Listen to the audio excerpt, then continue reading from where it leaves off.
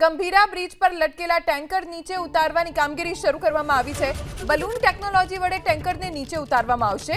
Tanker ઉતારવા માટે 2 tube install કરવાની કામગીરી 40 ટન સુધી વજન ઉપાડવા માટે આ ટ્યુબ સક્ષમ છે। બ્રિજ પર લટકેલા ટેન્કરનું વજન 15 ટનની આસપાસ છે।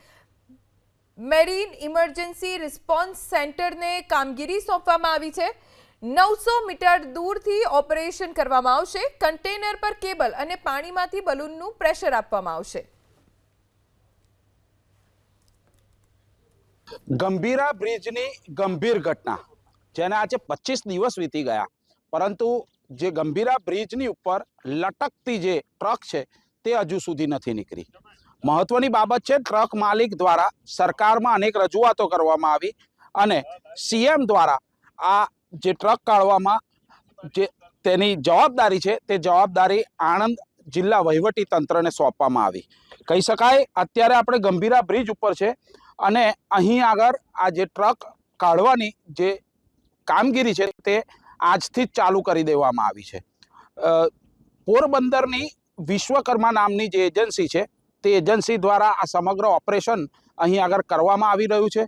કહી શકાય બ્રિજના આણંદ બાજુના છેડેથી 900 મીટરના દોરડા આ ટ્રક સુધી મારવામાં આવ્યા છે। ત્યારબાદ આ ટ્રકની નીચે સિસ્ટમ ગોઠવી અને ટ્રકને ધીરે ધીરે ઉપર લાવી અને સમય સૂચકતા વાપરી એ દોરડા ધીરે ધીરે ખેંચી બહાર કાઢવામાં આવશે। મહત્વની બાબત છે કે તમામ ઓપરેશન છે તે ઓપરેશન અહીં આગળ હાથ ધરવામાં આવ્યું છે।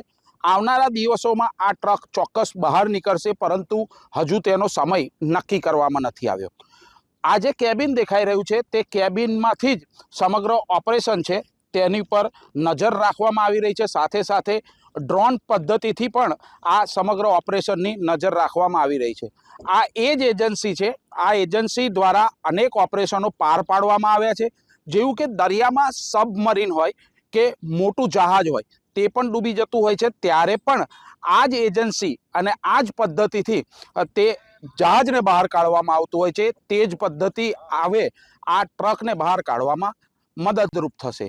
મહત્વની બાબત છે કે જે ટ્રક માલિક છે તેને ગંભીર આક્ષેપો પણ કર્યા હતા કે સરકારને માર્યું જે ટ્રક છે તે બહાર કાઢવામાં કોઈ રસ નહીં, પરંતુ જે સીએમ દ્વારા અહીં આગળ ઓર્ડર આપવામાં આવ્યા અને આણંદ વહીવટી તંત્ર દ્વારા આ સમગ્ર ઓપરેશન પાર પાડવામાં આવશે।